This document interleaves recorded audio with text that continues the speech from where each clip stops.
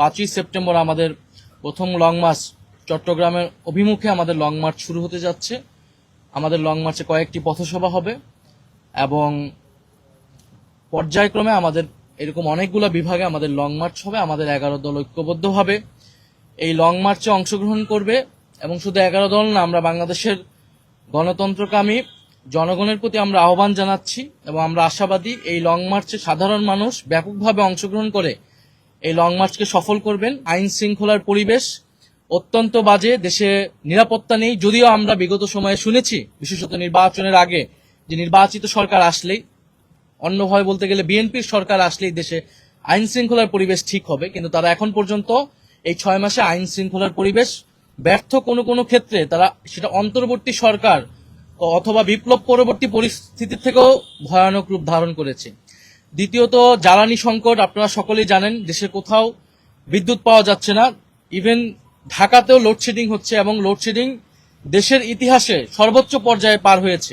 5ই September আমাদের প্রথম long March চট্টগ্রামের অভিমুখে আমাদের লং মার্চ শুরু হতে যাচ্ছে।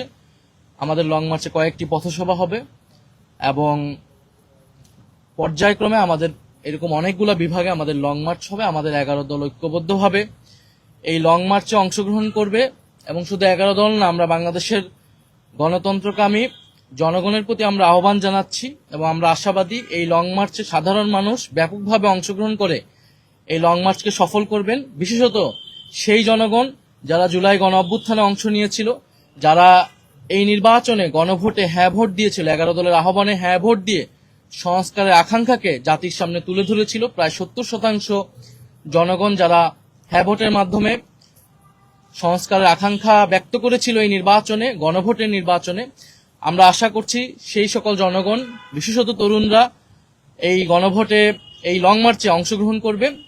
এবং আপনারা জানেন যে গণভোটের যে গণরায় বাস্তবায়ন সহ দেশে অনেকগুলো সংকট এই মুহূর্তে তৈরি হয়েছে।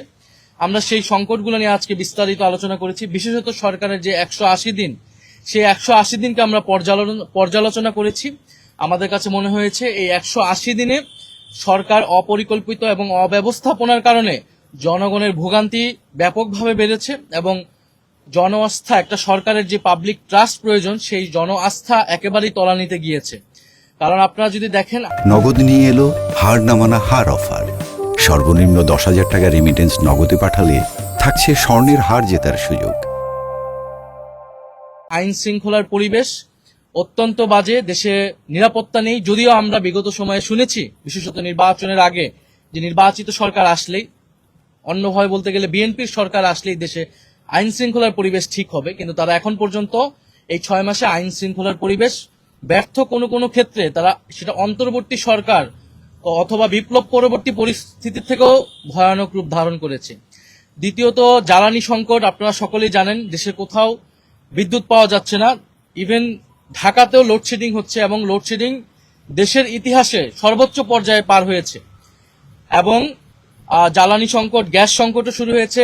গ্যাসের দাম বৃদ্ধি হয়েছে, সিলিন্ডারের দাম বৃদ্ধি হয়েছে, কারখানা বন্ধ হয়েছে। প্রায় কয়েকশো কারখানা সারা দেশে বন্ধ হচ্ছে। ব্যবসায়ীরা উদ্বেগ প্রকাশ করছে। একদিকে তো চাঁদাবাজির একটা ভোগান্তি তাদের রয়েছে, অন্যদিকে এখন গ্যাস বিদ্যুৎ তারা পাচ্ছে না।